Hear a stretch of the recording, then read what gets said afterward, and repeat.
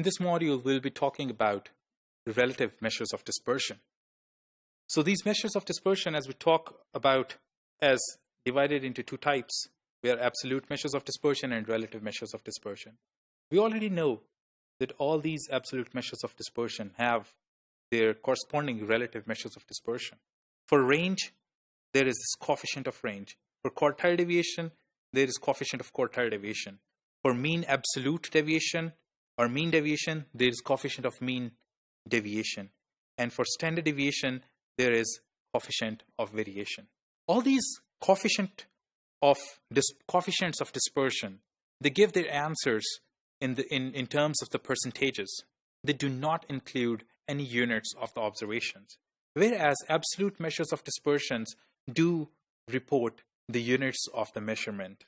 Let's talk about the coefficient of range. Coefficient of range is actually the ratio of the measure of dispersion, that is range, divided by the mean of the minimum and maximum value, divided by 2. So this turned out to be xm minus x naught divided by xm plus x naught multiplied by 100. In our data, for GRF measurements, the coefficient of range is 50.17 because we know that the maximum observation is 44 in our data and the minimum observation is 14.6. If we take the difference and in the denominator we take the sum of both the values, it turned out to be 29.4, and for addition it is 58.6. And this always is reported in terms of percentages. So there is 50.17% variation among this data.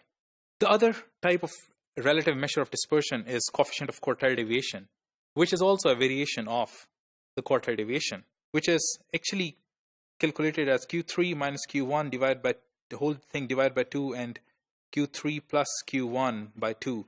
This thing, if you cross multiply it and it cancels out, and this simplifies to this formula, where Q1 and Q3 are measured using usual methods we discussed earlier. In this data of GRF measurement, we already know that Q3 is 33.525 and Q1 is 27.25.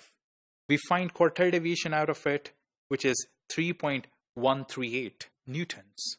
Coefficient of quartile deviation will be the difference and the addition in the numerator as well as denominator, and the value turned out to be 10.32% variation. The third measure of relative measure of dispersion is coefficient of mean absolute deviation from arithmetic mean, and that could be done for the median as well if we consider median right there. So in an example where we studied the 10 breast cancer patients who were followed and their survival times were noted down, which were from 2 to 8. The first, we calculated mean deviation. It turned out to be 1.9, and the coefficient of mean absolute deviation is mean absolute deviation divided by the arithmetic mean, which is 100 multiplied by 100, which turned out to be 38%. The last relative measure of dispersion is coefficient of variation. It uses the standard deviation.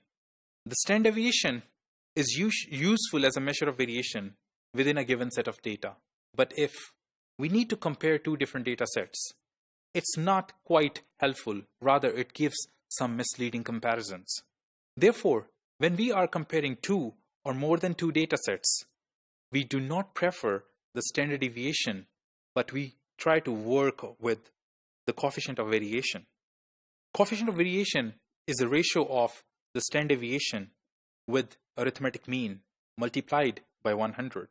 In two data sets, when we get the age 25 years for group 1 and age 11 years for group 2, mean weight is 145 pounds and 80 pounds with the standard deviations 10 pounds and 10 pounds in each group.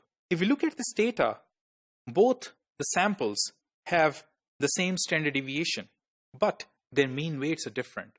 If we want to compare these two data sets, we will rather go with the coefficient of variation. If we calculate the coefficient of variation for the first group, it turned out to be 6.9%, and for the second group, it turned out to be 12.5%. So if we compare these results, we get a quite different impression.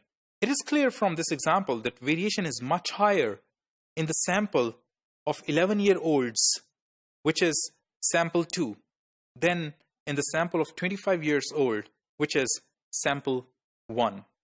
There are few properties of coefficient of variation that it is a very useful measure when we are comparing more than one data sets, and especially when the results obtained are from different persons who are conducting investigation involving the same variable.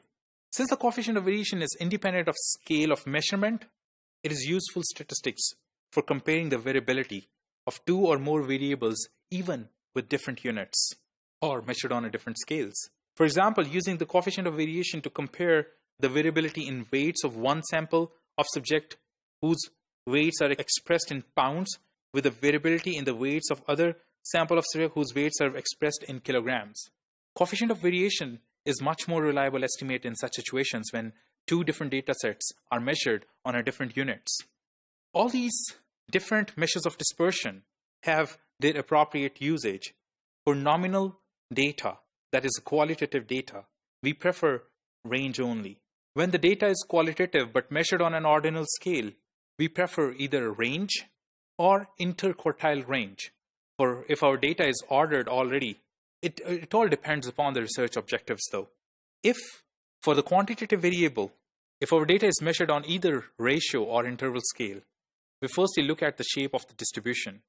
If the shape of the distribution is skewed, we prefer calculating mean deviation, but this mean absolute deviation should be calculated using median. And then we also prefer interquartile range. If the data is symmetric, we can use interquartile range, we can use mean deviation from mean, and standard deviation. Generally, standard deviation is more commonly used for the symmetric data sets. While reporting these measures of dispersion, we tend to report them along with the measures of central tendency. If the data is symmetric, we report arithmetic mean along with the standard deviation. But if our data is skewed, irrespective it is positively skewed or negatively skewed, we prefer reporting interquartile range along with the median. Thank you.